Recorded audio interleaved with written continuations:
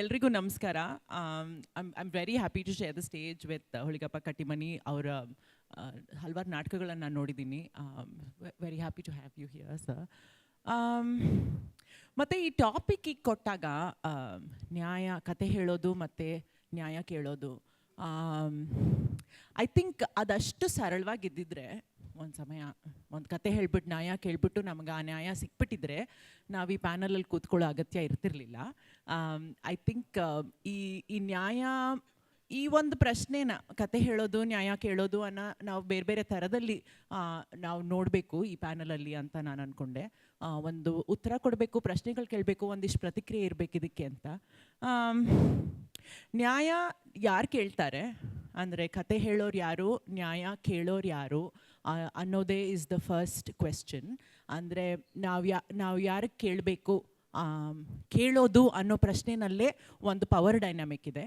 ನಾವು ಯಾರನ್ನು ಕೇಳ್ತೀವಿ ಅವ್ರಿಗೆ ಈ ನ್ಯಾಯ ಕೊಡೋ ಒಂದು ಸ್ಥಾನ ಇದೆ. ಸೊ ನಾವು ಕೇಳೋರು ಒಬ್ರು ಕೊಡೋರು ಅನ್ನೋ ಒಂದು ಸ್ಟೇಟ್ಮೆಂಟನ್ನೇ ಒಂದು ಸೃಷ್ಟಿ ಮಾಡುತ್ತೆ ಈ ಈ ಈ panel topic. And I think that it self is problematic. ನಾವು ಕತೆ ನಾವು ಕತೆ ಹೇಳ್ಬಿಟ್ಟು ನ್ಯಾಯ ಕೇಳ್ತೀವಿ ಅನ್ನೋ ಈ ಸ್ಟೇಟ್ಮೆಂಟಲ್ಲಿ ನಾವು ಕತೆ ಹೇಳೋದು, ನಾನು ಆರ್ಟಿಸ್ಟ್ ಆಗಿದ್ದು ನಾನು ಆ್ಯಕ್ಟಿವಿಸ್ಟ್ ಅಲ್ಲ. That role is, they are similar but they are not the same. ಒಂದು ಹಲವಾರು ಇಂಪಾರ್ಟೆಂಟ್ ಡಿಫ್ರೆನ್ಸಸ್ ಇವೆ ಒಂದು ಆ್ಯಕ್ಟಿವಿಸ್ಟ್ ರೋಲ್ಗೂ ಒಂದು ಆರ್ಟಿಸ್ಟ್ ರೋಲ್ಗೂ. ನಾನು ಥಿಯೇಟರ್ ಶುರು ಮಾಡಿದಾಗ ನಾನು ಯಾಕೆ ಕತೆ ಬರೆಯೋಕ್ಕೆ ಶುರು ಮಾಡಿದೆ ಅಂದರೆ ನನ್ನ ಜೀವನಕ್ಕೆ ಒಂದು ಅರ್ಥ ಇರಲಿಲ್ಲ ನಾಟಕದಲ್ಲಿ. ನಾವು ಯಾವ ನಾಟಕದಲ್ಲಿ ಹೋಗ್ತೀವೋ ಸಂಬಡಿ ಎಲ್ಸ್ ಹ್ಯಾಸ್ ಇಮ್ಯಾಜಿನ್ಡ್ ಒಂದು ಕಲ್ಪನೆ, ಆ ಗ್ರಾಮರ್, ಆ ವ್ಯಾಕರಣದಲ್ಲಿ ನನ್ನ ಬಾಡಿ, ನನ್ನ ಇಮ್ಯಾಜಿನೇಷನ್, ನನ್ನ ಜೀವನ ಅಲ್ಲಿ ನಾನು ಕಾಣ್ಕೊಳ್ಳಿಲ್ಲ. ಸೊ ಅದಕ್ಕೋಸ್ಕರ ನಾವು ಕತೆ ಬರೆಯೋಕ್ಕೆ ಶುರು ಮಾಡಿದ್ದು, ಆ್ಯಕ್ಟಿವಿಸ್ಟ್ ಆಗಕ್ಕೆ ಬರೆಯೋಕ್ಕೆ ಶುರು ಮಾಡಲಿಲ್ಲ. ಮತ್ತೊಂದು ಈ ಆತಂಕವಾದಿ ಆಕಸ್ಮಿಕ ಸಾವು ಅಂತ ಒಂದು ಇಂಪಾರ್ಟೆಂಟ್ ಟೆಕ್ಸ್ಟ್ ಇದೆಯಲ್ಲ, ಆ ಥರ ನಾವೊಂದು ಆಕಸ್ಮಿಕ ಹೋರಾಟಗಳಿವು, ಒಂದು ಸ್ತ್ರೀವಾದಿಯ ಆಕಸ್ಮಿಕ ಹೋರಾಟ ಅಂತ ಹೇಳ್ಬೋದು. You did not come in to the art to make to do social justice, right? So ಹೀಗೆ ಕತೆ ಸೃಷ್ಟಿ ಮಾಡೋವಾಗ ಐ ಥಿಂಕ್ ಒಂದಿಷ್ಟು ತುಂಬ ಇಂಪಾರ್ಟೆಂಟ್ ಆಗಿರೋ ವಿಷಯಗಳು ಏನು ನನಗೆ ಹೊಳಿತು ಅಂದರೆ ಯಾವ ಥರದಲ್ಲಿ ರಂಗಭೂಮಿಯಿಂದ ಒಂದು ಪ್ರತಿರೋಧ ಬರುತ್ತೆ, ಒಂದು ರೆವಲ್ಯೂಷನ್ ಬರುತ್ತೆ ಅಂತ ನಾನು ಯೋಚನೆ ಮಾಡಿದಾಗ, that's when you put your body in the centre. ನನ್ನ ದೇಹನ ಅಥವಾ ನನ್ನ ಅನಿಸಿಕೆಗಳನ್ನು ನಾನು ಸೆಂಟರಲ್ಲಿ ಇಟ್ಕೊಂಡು ಅಲ್ಲಿಂದ ನಾನು ಸಮಾಜನ ನೋಡ್ಬೋದು. ಅಂದರೆ ಇಲ್ಲಿ ನಮಗೆ ಮನುಷ್ಯರಾಗದೇ ಇರೋ ಒಂದು ಸಮಾಜ, ಅಂದರೆ you are not allowed to be a human being ಈ ಒಂದು ಸಮಾಜದಲ್ಲಿ. ಅಲ್ಲಿ ನಾನು ಇಲ್ಲಿ ನನಗಿರೋಕ್ಕೆ ಒಂದು ಹಕ್ಕಿದೆ ಅನ್ನೋ ಒಂದು ಅಸಂಪ್ಷನ್ ಮಾಡ್ಕೋತೀವಲ್ಲ, ನನಗೆ ಇಲ್ಲಿ ಇರೋಕ್ಕೆ, ನನಗಿಲ್ಲಿ ಒಂದು ಕತೆ ಬರೆಯೋಕ್ಕೆ, ಅವ್ರ ಆರ್ಟಿಸ್ಟ್ ಆಗೋಕ್ಕೆ ಒಂದು ಹಕ್ಕಿದೆ ಅನ್ನೋ ಒಂದು ಈ assumption, it's the assumption of the majority. ನಾವು ಆ ಅಸಂಪ್ಷನ್, ನಾವು ಅಂಚಿನಲ್ಲಿದ್ರೂ ಆ ಅಸಂಪ್ಷನ್ ಮಾಡ್ಕೋಬೇಕು. ಆ ಅಸಂಪ್ಷನ್ ಮಾಡಿಕೊಂಡು ನಾವು ಕಥೆನ ಬರಿತೀವಿ. ಆವಾಗ ಐ ಥಿಂಕ್ ಒಂದು ರೆವಲ್ಯೂಷನ್ ಆಗೋಕ್ಕೆ ಒಂದು ಸಾಧ್ಯತೆ ಇದೆ, ರೈಟ್? ನಾನೊಂದು ಉದಾಹರಣೆ ಕೊಡ್ತೀನಿ ನಿಮಗೆ. ರೂಮಿ ಹರೀಶ್ ಅಂತ. Rumi Harish is a human rights activist. ಅವನು he's a writer, Hindustani singer, and he's a transgender man, ಅಂದರೆ ಅವ್ನು ಟ್ರಾನ್ಸ್ ಮ್ಯಾನ್. ಅವನ ಜೊತೆ ನಾನು ಒಂದು ರೀಸೆಂಟಾಗಿ ಒಂದು ನಾಟಕ, we were talking about the female performing body. ಅಂದರೆ ಹೆಂಗಸರು ಪರ್ಫಾರ್ಮೆನ್ಸ್ ಅಂದರೆ ಹೇಗೆ, ಅವ್ರ ರಿಲೇಷನ್ಶಿಪ್ ಹೇಗಿದೆ ಪರ್ಫಾರ್ಮೆನ್ಸ್ ಜೊತೆ.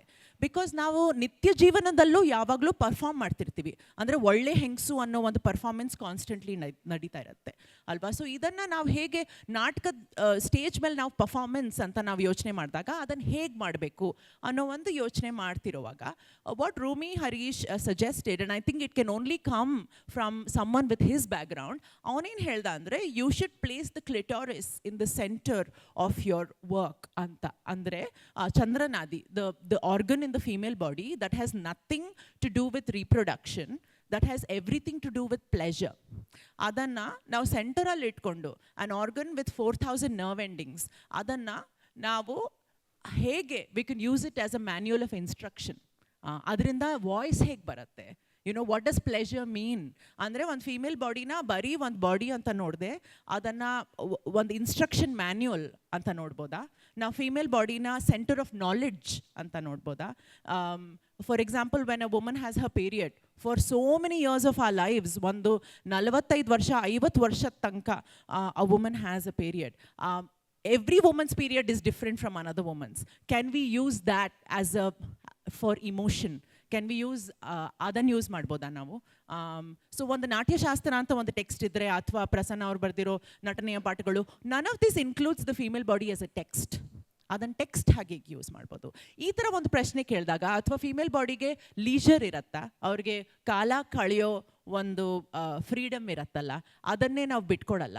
ಆರ್ಟ್ ಬರೋದು ಹೇಗೆ? ನನಗೆ ಸಮಯ ಇದ್ದಾಗ ನಾನು ಕೂತ್ಕೊಂಡು ಒಂದು ಕಾದಂಬರಿ ಬರಿಬೇಕು ಅಂದರೆ ನನಗೆ ಟೈಮ್ ಬೇಕು. ಟೈಮ್ ಅನ್ನೋದೇ ಒಂದು is a very contested thing in women's lifes. So ನನಗೊಂದು ಸಮಯ ಹೇಗೆ ಕ್ರಿಯೇಟ್ ಮಾಡ್ಕೊಳ್ಳೋದು, ಅದು ಕಾಲ ಕಳೆಯೋ ಸಮಯ. It is not important work. ನಾನು ಸುಮ್ಮನೆ ಏನೋ ಒಂದು ಮೋಡ ನೋಡ್ಕೊಂಡು ಇದು ಎಲ್ಲಿ ಹೋಗ್ತಿರ್ಬೋದು ಅಂತ ನಾನು ಕಾಳಿದಾಸನ್ ಥರ ಯೋಚನೆ ಮಾಡೋಕ್ಕೆ ನನಗೆ ಟೈಮ್ ಇದೆಯಾ? So creating leisure, using the female pleasure, female ಬಾಡಿನೇ ಒಂದು ಟೆಕ್ಸ್ಟ್ ಆಗಿ ನಾವು ಹೇಗೆ ಯೂಸ್ ಮಾಡ್ಬೋದು, ನಮ್ದೊಂದು ಪರ್ಸ್ನಲ್ ನಾಟ್ಯಶಾಸ್ತ್ರ ಥರ ನಾವು ಯೂಸ್ ಮಾಡ್ಕೋಬೇಕು ಅದನ್ನು. ಇದರಿಂದ ಒಂದು ರೆವಲ್ಯೂಷನ್ ಚೇಂಜ್ ಆಗ್ಬೋದು. ಅಂದರೆ ನಾನು 6 ತಿಂಗಳು ಟೈಮ್ ತೊಗೊಂಡು ನಾನೊಂದು ಕಾದಂಬರಿ ಬರೀತೀನಿ ಅಂತ ನಾನೊಂದು ಚೇಂಜ್ ಮಾಡಿದಾಗ ನಮ್ಮ ಮನೆಯಲ್ಲಿ ಒಂದು ದೊಡ್ಡ ರೆವಲ್ಯೂಷನ್ ನಡೆಯುತ್ತೆ. So I think the revolution is not on the streets, ಒಂದೊಂದು ಸಲ ಮನೆಯಲ್ಲೂ ನಡೆಯುತ್ತೆ. ಹಾಗೆ ಅಂತ ನಾವು ಬೇರೆ ಥರ ರೆವಲ್ಯೂಷನ್ ಮಾಡಬಾರ್ದು ಅಂತಲ್ಲ, that is also very important. But ಈ ಟೆಕ್ಸ್ಟ್ ನಾವೊಂದು ಎಸ್ಥೆಟಿಕ್ ಫ್ರೇಮ್ ವರ್ಕನ್ನು, ಒಂದು ಇಮ್ಯಾಜಿನೇಷನ್, ಒಂದು ಕಾಲ್ಪನಿಕ ಒಂದು ಫ್ರೇಮ್ ವರ್ಕ್ ಇಟ್ಕೊಂಡು ನಾವು ನಮ್ಮ ಅನುಭವಗಳನ್ನು ಸೆಂಟರಲ್ಲಿ ಇಟ್ಕೊಂಡು ಹೇಗೆ ನಾವು ಕೆಲಸ ಮಾಡ್ಬೋದು, ನಾವು ಈ ಪ್ರಪಂಚದ ಬಗ್ಗೆ, ಈ ಸಮಾಜದ ಬಗ್ಗೆ ನಾವು ಹೇಗೆ ಯೋಚನೆ ಮಾಡ್ಬೋದು ಅನ್ನೋ ಈ ಪ್ರಶ್ನೆಯಿಂದ we will grow. I think marginalise narratives, ಅಂಚಿನಲ್ಲಿ ಯಾರಿದಾರೋ ಅವ್ರ ಕತೆಗಳು ಹೀಗೆ ಬೆಳೆಯುತ್ತೆ. ನಾಟ್ ಫ್ರಮ್ ಸೇಯಿಂಗ್ ಯಾರಿಗೋ ನಾನು ಕತೆ ಹೇಳ್ಬಿಟ್ಟು ಕನ್ವಿನ್ಸ್ ಮಾಡ್ತೀನಿ, ನೀವು ನಮಗೆ ನ್ಯಾಯ ಕೊಟ್ಬಿಡ್ತೀರಾ ಅನ್ನೋ ಈ frame work I think is a very problematic one ಅಂತ ಹೇಳಿ ನಾನು ಕಟ್ಟಿಮನಿಯವ್ರಿಗೆ ನಾನು ಮೈಕ್ ಕೊಡ್ತೀನಿ.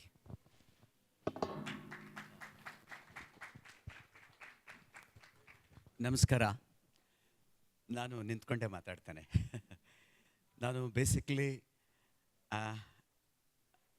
ನಟ, ಹಾಗಾಗಿ ನೀವೆಲ್ಲ ನನಗೆ ಕಂಡ್ರೆ ಮಾತ್ರ ನಾನು ನಿಮ್ಗೆ ಮಾತಾಡೋಕ್ಕೆ ಸಾಧ್ಯ ಆಗೋದು.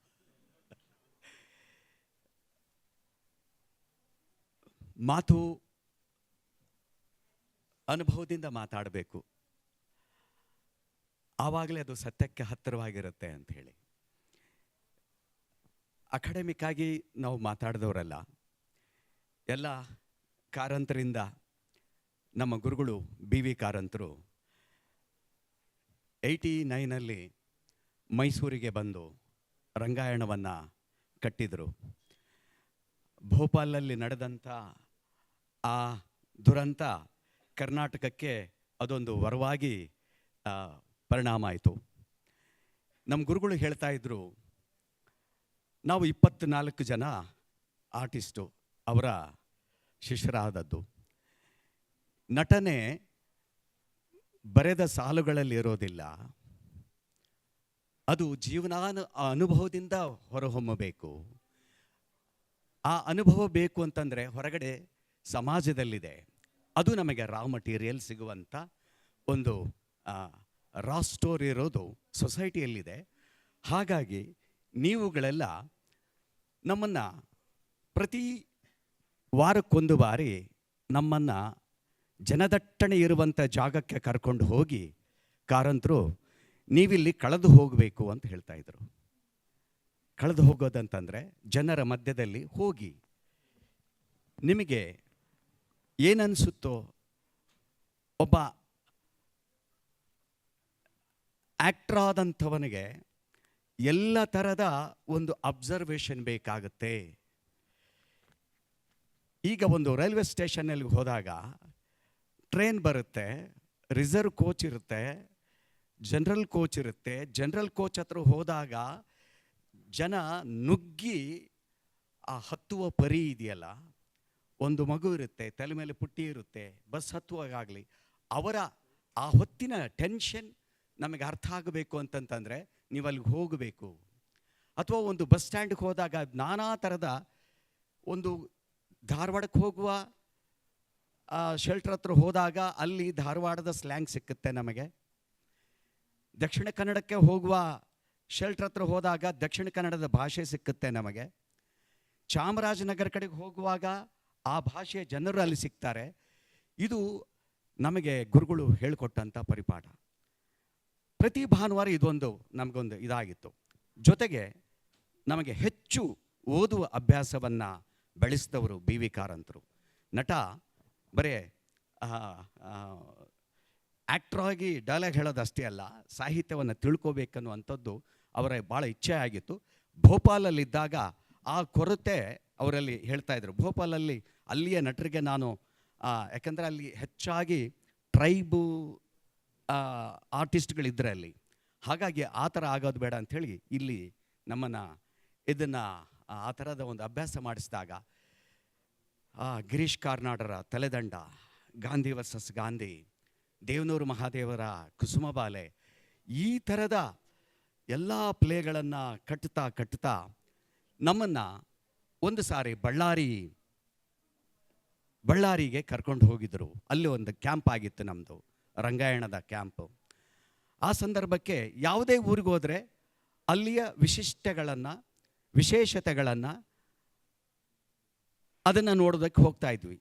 ಬಳ್ಳಾರಿಗೆ ಹೋದಾಗ ಬಳ್ಳಾರಿ ಜೈಲು ಅಲ್ಲಿ ಅದನ್ನು ನೋಡಬೇಕು, ಅಲ್ಲಿಗೆ ಒಳಗಡೆ ಹೋಗಬೇಕಂತ ನಮಗೆ ಒಂದು ಪರ್ಮಿಷನ್ ಸಿಕ್ತು.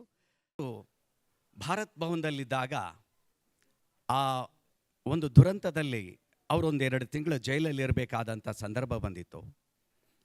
ಆಗ ಅವ್ರಿಗೆ ಹೇಳಿದ್ರಂತೆ ಅಲ್ಲಿಯ ಅಧಿಕಾರಿಗಳು, ನೀವೇನು ಕೆಲಸ ಮಾಡ್ತೀರಿ ಅಂತ ಅಂದಾಗ ನಮ್ಮ ಮೇಷ್ರು ನನಗೊಂದು ಹಾರ್ಮೋನಿಯಂ ಕೊಡಿ, ಇಲ್ಲಿರೋ ಕೈದಿಗಳಿಗೆ ನಾನು ನಾಟಕ ಕಲಿಸ್ತೀನಿ ಅಂತ ಹೇಳಿದ್ರಂತೆ. ಸೊ ಆ ಪಾಯಿಂಟು ನನಗೊಂದು ಯಾಕೆ ಥ್ರೂ ಥಿಯೇಟರ್ ಇಲ್ಲಿರುವ ಕೈದಿಗಳನ್ನು ಒಂದು ರಿಫಾರ್ಮ್ ಮಾಡಬಾರ್ದು ಅನ್ನುವಂಥ ಆಲೋಚನೆ ನನಗೆ ಹುಟ್ಟುಕೊಳ್ತು. ಹೀಗಾಗಿ ಅಲ್ಲಿ ಶುರುವಾದಂಥ, ಅಂದರೆ ಇದು 97ರಲ್ಲಿ ನಾನು ಬಳ್ಳಾರಿ ಜೈಲಲ್ಲಿ ಈ ಪ್ರಯೋಗವನ್ನು ಮಾಡೋದಕ್ಕೆ ಶುರು ಮಾಡಿದೆ. ಅಲ್ಲಿಂದ ಇಲ್ಲಿ ತನಕ 97ರಿಂದ ಸುಮಾರು 25 ವರ್ಷಗಳ ಕಾಲ ಕರ್ನಾಟಕದ ಎಲ್ಲ ಜೈಲುಗಳಲ್ಲಿ ಅವರನ್ನು ರಂಗಮುಖೇನ ಅವರನ್ನು ಬದಲಾಯಿಸುವ ಒಂದು ಪ್ರಕ್ರಿಯೆಯನ್ನು ನಾನು ಶುರು ಮಾಡಿದೆ.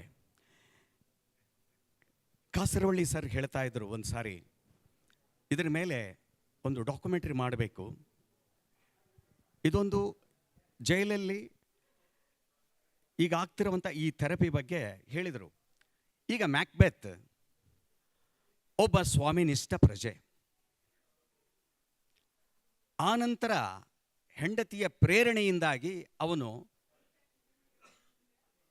ಹತ್ಯೆ ಮಾಡ್ತಾ ಹೋಗ್ತಾನೆ, ಡಂಕನ್ ಹತ್ಯೆ ಮಾಡ್ತಾನೆ, ಆನಂತರ ಸರಮಾಲೆಯಾಗಿ ಬೆಳೀತಾ ಹೋಗ್ತಾನೆ. ಅಂದರೆ ಒಬ್ಬ ಸ್ವಾಮಿನಿಷ್ಠ ಮ್ಯಾಕ್ಬೆತ್ ಅವನ ಅಪರಾಧಿಯಾಗಿ ಪರಿವರ್ತಿತನಾದ ರೀತಿ ಒಂದು ಕಡೆ. ನಾನು ಮ್ಯಾಕ್ಬೆತ್ ನಾಟಕವನ್ನು ನಾನು ಜೈಲಲ್ಲಿ ಮಾಡಿಸಿದ್ದೆ. ಆ ಮ್ಯಾಕ್ಬೆತ್ ಪಾತ್ರಧಾರಿ ಇದನ್ನಲ್ಲ, ಪಾತ್ರಧಾರಿ ಅವನು ಕ್ರೈಮ್ ಅಂದರೆ ಒಂದು ತಲೆಯನ್ನು ತೆಗೆದಂಥವನು. ನಿಜ ಜೀವನದಲ್ಲಿ ಅವನು ತಲೆಯನ್ನು ತೆಗೆದು ಜೈಲ್ ಒಳಗಡೆ ಬಂದಿರೋವನು ಮ್ಯಾಕ್ಬೆತ್ ಪಾತ್ರಧಾರಿ. ಆದರೆ ಈ ನಾಟಕದ ಮುಖಾಂತರ ಮ್ಯಾಕ್ಬೆತ್ ಪಾತ್ರಧಾರಿ ನಾಟಕದ ಮುಖಾಂತರ ಒಬ್ಬ ಒಳ್ಳೆಯ ಪ್ರಜೆ ಆಗ್ತಾ ಹೋಗ್ತಾನೆ. ಅಂದರೆ ಈ ಒಂದು ಬದಲಾವಣೆಯನ್ನು ಅವರು ಒಂದು ಡಾಕ್ಯುಮೆಂಟ್ರಿ ಮಾಡಬೇಕು ಅನ್ನುವಂಥ ಒಂದು ಪ್ರಸ್ತಾಪ ಇಟ್ಟರು. ಇದು ಹೇಗೆ ಅವರಲ್ಲಿ ನಾನು ಅವರ ಹತ್ರ ಹೋಗಿ ಹೇಳೋದಿಷ್ಟೇ, ಒಂದು ಏನಂದರೆ ಬದುಕನ್ನು ಅರ್ಥ ಮಾಡಿಕೊಳ್ಳುವುದು, ಆ ಬದುಕಲ್ಲಿ ಒಳ್ಳೆಯ ರೀತಿಯಿಂದ ಬದುಕುವುದು, ಇದನ್ನು ಬದುಕಿದಾಗ ಒಬ್ಬ ಒಳ್ಳೆಯ ನಟನೆಯನ್ನು ಮಾಡೋದಕ್ಕೆ ಸಾಧ್ಯ ಆಗ್ತದೆ ಅಂಥೇಳಿ ಅವರಲ್ಲಿ ಅಲ್ಲಿದ್ದಂಥ ಕೈದಿಗಳಿಗೆ ನಟನೆಯನ್ನು ಹೇಳ್ಕೊಡೋದಿಲ್ಲ, ಬದುಕುವ ಪದ್ಧತಿಯನ್ನೇ ಹೇಳ್ಕೊಡ್ತಾ ಹೋದೆ ನಾನು. ಸೊ ಹೀಗಾಗಿ ಅಲ್ಲಿ ಸಾಕಷ್ಟು ಬದಲಾವಣೆಗಳೆಲ್ಲ ಆದವು. ಒಂದು ಸಾರಿ ಒಂದು ಮಹಾಮಸ್ತಕಾಭಿಷೇಕದ ಸಂದರ್ಭ 2005ರಲ್ಲಿ. ಆ ಸಂದರ್ಭದಲ್ಲಿ ಗಿರೀಶ್ ಕಾರ್ನಾಡರ ನಾಟಕ ತಯಾರಾಗಿತ್ತು. ಇವರನ್ನು ಹೊರಗಡೆ ಕೆಂಪಯ್ಯನವರು ಇದಕ್ಕೆ ತುಂಬ ಸಹಕಾರ ನೀಡಿದರು. ಬಳ್ಳಾರಿಯಲ್ಲಿ ಮಾಡಿದಾಗ ಅವರ ಪ್ರಯತ್ನ ಅಂದರೆ ಆ ನಾಟಕ ಕೇವಲ ಜೈಲು ಒಳಗಡೆ ಆಗಿತ್ತು. ಆಗ ಮುಖ್ಯಮಂತ್ರಿ JH ಪಟೇಲ್ರಿದ್ದರು, ಅವರು ಸಹಿತ ಬಂದುಬಿಟ್ಟಿದ್ರು. ನಾನು ಅಲ್ಲಿ 45 ದಿನಗಳ ಕಾಲ ಜೈಲಲ್ಲಿದ್ದು ನಾಟಕ ಮಾಡಿಸುವ ಪ್ರೋಸೆಸ್ಸಲ್ಲಿ ಮುಖ್ಯಮಂತ್ರಿಗಳು ಬರ್ತಾರೆ ಅಂತ ಗೊತ್ತಾದ ತಕ್ಷಣವೇ ಜೈಲು ಅಧಿಕಾರಿಗಳು ನನಗೆ ಬೈಯೋದಕ್ಕೆ ಶುರು ಮಾಡಿದರು. ನೀವೇನೋ ಬಂದು ನಾಟಕ ಮಾಡ್ತೀರಿ, ಮಾಡ್ಕೊಂಡು ಹೋಗ್ತೀರಿ ಅಂತ ನಾನು ಅಂದ್ಕೊಂಡ್ರೆ ನೀವೇನು ಇಂಥ ಕೆಲಸ ಮಾಡ್ತಾಯಿದ್ರಿ ಅಂದ್ರೆ ಏನು ಅಂತಂದರೆ, ನೋಡಿ ಈಗ ಮುಖ್ಯಮಂತ್ರಿಗಳು ಬರ್ತಿದ್ದಾರೆ, ಈ ಗೋಡೆಗೆಲ್ಲ ನಾವು ಸುಣ್ಣ ಬಣ್ಣ ಬಳಿಬೇಕೀಗ ಅಂತೇಳಿ. ಅಂದರೆ ಆ ಥರದ ಇದಾಗಿತ್ತು. ಆನಂತರ ಕೆಂಪಯ್ಯನವರು ಮ್ಯಾಕ್ಬೆತ್ ಮೈಸೂರು ಜೈಲಿನಲ್ಲಿ ಮಾಡಿದಾಗ ಅಲ್ಲಿ ಜೈಲು ಒಳಗಡೆ ಮಾಡಿದ್ರಿ, ಇಲ್ಲಿ ಜೈಲಿಂದ ಹೊರಗಡೆ ಕರ್ಕೊಂಡು ಹೋಗೋಣ ಅವ್ರನ್ನ ಅಂಥೇಳಿ ಒಂದು ಸಾರ್ವಜನಿಕವಾಗಿ ಒಂದು ಪ್ರದರ್ಶನಕ್ಕೆ ಅವಕಾಶ ಮಾಡಿದರು.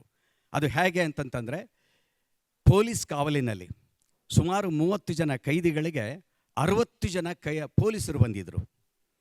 60 ಜನ ಪೊಲೀಸರು ಸುತ್ತ ಕಲಾಮಂದಿರದ ಸುತ್ತ ಬಂದೂಕು ಹಿಡ್ಕೊಂಡು ನಿಂತ್ಕೊಂಡು ಆ ನಾಟಕ ಪ್ರದರ್ಶನವನ್ನು ಮಾಡಿದರು.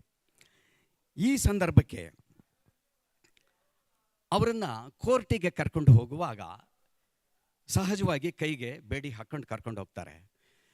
ಆದರೆ ಕಲಾಮಂದಿರಕ್ಕೆ ಅವ್ರನ್ನ ಪ್ರದರ್ಶನಕ್ಕೆ ಅಂತ ಕರ್ಕೊಂಡು ಹೋಗುವಾಗ ನಾನು ಹಠ ಮಾಡಿದೆ, ಇಲ್ಲ ಈಗ ನೀವು ಕೈಗೆ ಬೇಡಿ ಹಾಕಿದರೆ ಅವಲ್ಲಿ ನಟ ಕಾಣೋದಿಲ್ಲ, ನಟನಾಗಿ ಉಳಿಯೋದೇ ಇಲ್ಲ, ನೀವು ಏನಾದರೂ ಮಾಡಿ ದಯವಿಟ್ಟು ಅವ್ರಿಗೆ ಬೇಡಿ ಹಾಕಬಾರ್ದು ಅಂತಂದಾಗ ಕೆಂಪಯ್ಯನವರು ನನ್ನ ಮೇಲೆ ಏನು ಇದು ಚರಿತ್ರೆಯಲ್ಲೇ ಇಲ್ಲ ಈ ಥರದ ಘಟನೆಗಳು, ಈ ಥರ ನೀವು ಮಾಡ್ಲಿಕ್ಕೆ ಹೋಗ್ತಾ ಇದ್ರಿ ಅಂದಾಗ ಅದೇನಾಗಲಿ ವಿಶ್ವಾಸ ಇಡಿ, ಯಾಕಂದರೆ ರಂಗಭೂಮಿಗೆ ಇರುವ ಶಕ್ತಿ ದೊಡ್ಡದಿದೆ, ಅವರೆಲ್ಲೂ ಹೋಗೋದಿಲ್ಲ ಅಂತ.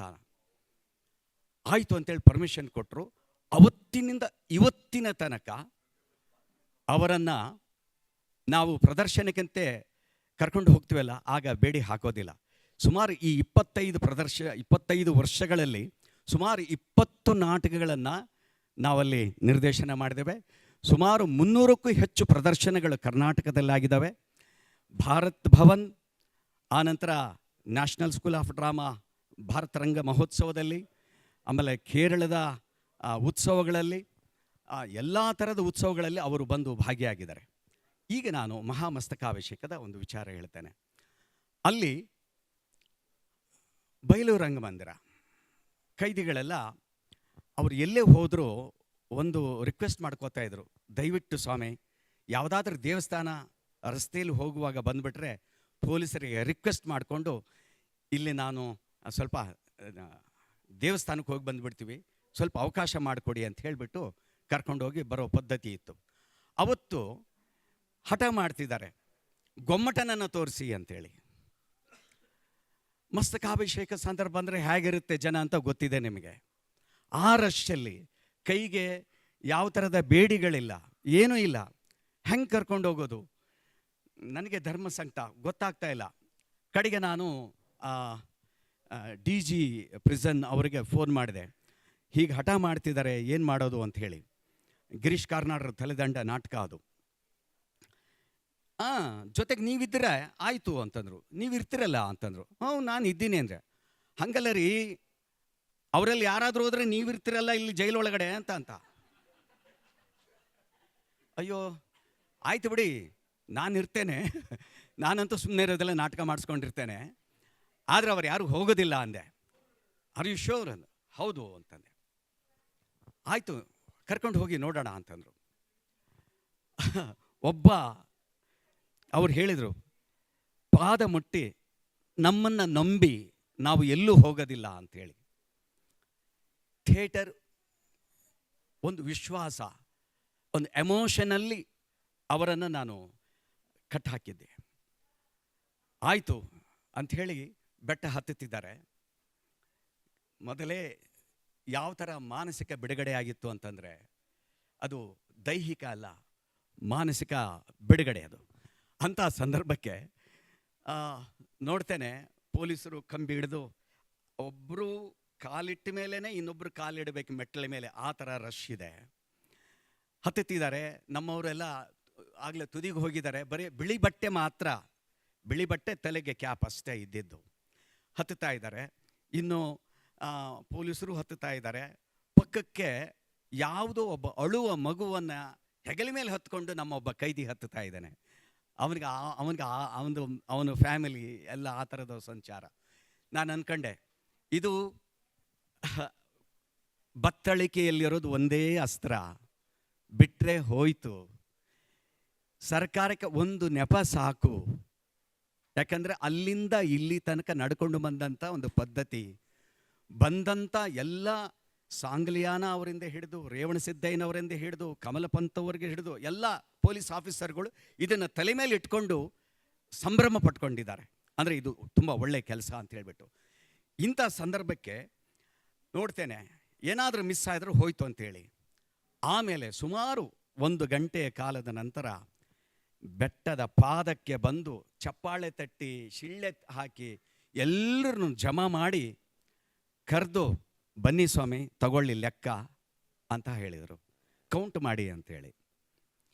ಒಬ್ಬ ಪತ್ರಕರ್ತರು ಕೇಳ್ತಾರೆ, ಎಂಥ ಅವಕಾಶ ಇತ್ತಲ್ಲ ನಿಮಗೆ, ಬೆಟ್ಟ ಹತ್ತಿದ್ರಿ, ಬೆಟ್ಟ ಹತ್ತಿದವರು ಹಾಗೆ ಯಾವುದಾದ್ರೂ ಭಾಗಕ್ಕೆ ಇಳಿದೋಗ್ಬಿಡ್ಬೋದಿತ್ತಲ್ಲ ಅಂದಾಗ ಒಬ್ಬ ಹೇಳ್ತಾನೆ, ಎಂಥ ಪ್ರಶ್ನೆ ಕೇಳ್ತೀರಿ ಸ್ವಾಮಿ, ನಾನೇನಾದರೂ ಇವತ್ತು ತಪ್ಪಿಸ್ಕೊಂಡು ಹೋಗಿದ್ದಿದ್ರೆ ಇವತ್ತು ಸಂಜೆ ಇವತ್ತು ರಾತ್ರಿ ನನ್ನ ಪಾರ್ಟನ್ನು ಯಾರು ಮಾಡ್ತಿದ್ರು ಸ್ವಾಮಿ ಅಂತ.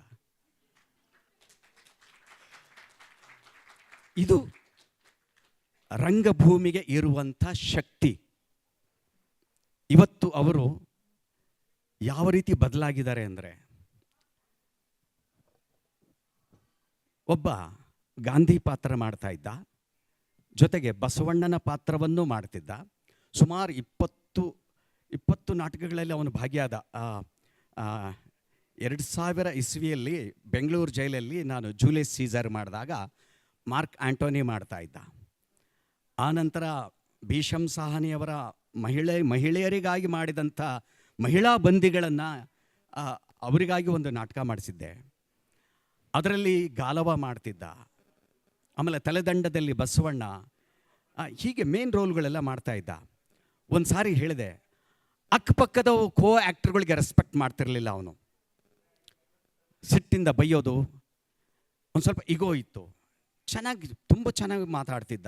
ಆ ಕಾರಣಕ್ಕಾಗಿ ನಾನು, ಅದು ನಮ್ಮ ಪದ್ಧತಿ, ಯಾರು ಚೆನ್ನಾಗಿ ಮಾತಾಡ್ತಾರೋ, ಯಾರು ಪಾತ್ರವನ್ನು ಚೆನ್ನಾಗಿ ನಿಭಾಯಿಸ್ತಾರೋ ಅವ್ರಿಗೆ ನಾವು ರೋಲ್ ಕೊಟ್ಬಿಡ್ತೇವೆ. ಅಂಥ ಸಂದರ್ಭದಲ್ಲಿ ಹೇಳಿದೆ, ನೀನು ಒಳ್ಳೆ ನಟ, ಆದರೆ ಒಳ್ಳೆ ಮನುಷ್ಯನಲ್ಲ ಅಂದೆ. ಇಷ್ಟು ಹೇಳಿದ್ದೆ ತಡ ಅಕ್ಕಪಕ್ಕದ ಕೋ ಆ್ಯಕ್ಟರ್ಗಳೆಲ್ಲ, ಗಾಂಧಿ ಪಾತ್ರ ಮಾಡ್ತಾ ಇದೆಯಾ, ಹೀಗೆಲ್ಲ ಬೈಬಾರ್ದು ನೀನು, ಬಸವಣ್ಣನ ಪಾತ್ರ ಮಾಡ್ತಾ ಇದೆಯಾ, ಈ ಥರ ಸಿಟ್ಟು ಮಾಡ್ಕೋಬಾರ್ದು ನೀನು ಅಂತ ಹೇಳಿದ್ಮೇಲೆ ಅವನು ಒಂದು ದಿವಸ ಈ ಕಾಂಜಿ ಪಿಂಜಿ ಅವ್ರು ಬಳಸೋ ಪದ್ಧತಿ, ಇಂಥವ್ರ ಕಡೆಯಿಂದ ನಾನು ಮಾತು ಕೇಳಿಸ್ಕೋಬೇಕಾ, ನಿಮ್ಮ ರೋಲ್ ನಿಮ್ಮ ನಾಟಕನ ಬೇಡ ಏನು ಬೇಡ ಅಂತ ಹೊರಟಿದ್ದ. ಆಮೇಲೆ ನೋಡು, ನಿನ್ನ ಪಾಲಿಗೆ ಬಂದಿದೆ 2 ಮಹಾತ್ಮರ ಪಾತ್ರಗಳೇ, ಒಂದು ಮಹಾತ್ಮ ಗಾಂಧಿ, ಇನ್ನೊಂದು ಬಸವಣ್ಣ, ಕ್ಯಾರಿ ಮಾಡು ನೋಡೋಣ ಏನಾಗುತ್ತೆ ಅಂತಂದಾಗ ಅವನ ಒಳಗೆ ಗುದುಮುರಿಗೆ ಶುರುವಾಯಿತು. ಅಂದರೆ ಅವನ ವ್ಯಕ್ತಿತ್ವಕ್ಕೂ ಪಾತ್ರಗಳ ವ್ಯಕ್ತಿತ್ವಕ್ಕೂ ಸಂಘರ್ಷ ಶುರುವಾಯಿತು. ಅವನು, ನಾ ಹೇಳ್ತಾ ಇದ್ದೆ, ನಿನ್ನ ಜಾತಕವನ್ನು ನೀನು ಅಳಿಸದೆ ಹೊರತು ಗಾಂಧಿಯ ಜಾತಕವನ್ನು ಅಥವಾ ಬಸವಣ್ಣನ ಜಾತಕವನ್ನು ನೀನು ನಿನ್ನೊಳಗಡೆ ಇರಿಸ್ಕೊಳ್ಳಿಕ್ಕಾಗೋದಿಲ್ಲ. ಹಾಗಾಗಿಯೇ ನಾವು ನಟರು ನಮ್ಮ ಸ್ವಂತ ಜಾತಕದಲ್ಲಿ ಬದುಕುವುದಕ್ಕಿಂತ ಹೆಚ್ಚಾಗಿ ಬೇರೆಯವರ ಜಾತಕಗಳಲ್ಲೇ ಬದುಕಿಬಿಟ್ಟಿರ್ತೇವೆ. ಸ್ವಂತದ್ದಂತೂ ಏನೂ ಇಲ್ಲ, ಎಲ್ಲವನ್ನು ಎರವಲು ಪಡೆದದ್ದು, ತಿರುಪೆ ಎತ್ತಿ ತಂದದ್ದನ್ನು ನಾವೇನು ಮಾಡ್ತೇವೆ, ಇದು ನಮ್ಮದು ಸ್ವಂತದ್ದು ಅಂತ ತಿಳಿದು ಎಲ್ರಿಗೂ ಹಂಚಿಬಿಡ್ತೇವೆ. ಇದು ನಟನ ಮನೋಧರ್ಮ. ಇದು ಈ ರೀತಿಯಲ್ಲಿ ಅವನು ಬೆಳಗ್ಗೆ ಎದ್ದು ಬಸವಣ್ಣನ ವಚನಗಳನ್ನು ಇಟ್ಕೊಂಡು ಕೂತ್ಕೊಂಡ, ಗಾಂಧಿ ಬಗ್ಗೆ ಅಭ್ಯಾಸ ಮಾಡೋಕ್ಕೆ ತೊಡಗಿದ. ಆಮೇಲೆ ಬರಿಗಾಲಲ್ಲಿ ನಡೆಯೋಕ್ಕೆ ಶುರು ಮಾಡ್ದ, ಮಾಂಸ ತಿನ್ನೋದನ್ನು ಬಿಟ್ಟ. ಆ ರೀತಿ ಬದಲಾಗ್ತಾ ಒಂದು ಸಾರಿ ಬೆಂಗಳೂರು ಜೈಲಲ್ಲಿ ಒಂದು ಅವ್ರಿಗೇನಾದರೂ ತೊಂದರೆ ಆದರೆ ಊಟ ಬಿಟ್ಟುಬಿಡ್ತಾರೆ. ಆಮೇಲೆ ಊಟ ಬಿಟ್ಟು ಸ್ಟ್ರೈಕ್ ಕೂತ್ಕೊಂಡ್ಬಿಡ್ತಾರೆ ಅವರ ಬೇಡಿಕೆಗಾಗಿ. ಆಗ ಪೇಪರಲ್ಲಿ ಬಂತು, ಗಾಂಧಿಯ ಪಾತ್ರಧಾರಿಯ ನೇತೃತ್ವದಲ್ಲಿ ಸತ್ಯಾಗ್ರಹ ಅಂತ ಹೇಳ್ಬಿಟ್ಟು. ಅವನು ಸಾರ್ ನನ್ನನ್ನು ಬಿಟ್ಟು ಎಲ್ಲರೂ ಊಟಕ್ಕೆ ಹೋಗ್ತಿದ್ದಾರೆ, ನನ್ನನ್ನು ಕುಂದಿರಿಸ್ಬಿಟ್ಟಿದ್ದಾರೆ ಅಂತೇಳಿ. ಕೂತ್ಕೋ, ಏನಾಗ್ತದೆ, ಗಾಂಧಿ ಪಾತ್ರ ಮಾಡಿದ್ದಿ ತಾನೇ, ನಿನ್ನೊಳಗೆ ಅಷ್ಟು ಸುಲಭವಾಗಿ ಹೋಗೋದಿಲ್ಲ ಅಂತ ಹೇಳಿದ ಮೇಲೆ ಅವರ್ಯಾರ ಅಧಿಕಾರಿಗಳು ಬಂದು ಮಾತಾಡಿಸಿದ್ರು, ಏನೋ ಆಯಿತು. ಅಂದರೆ ನಾವು ನಟರು ಯಾವತ್ತೂ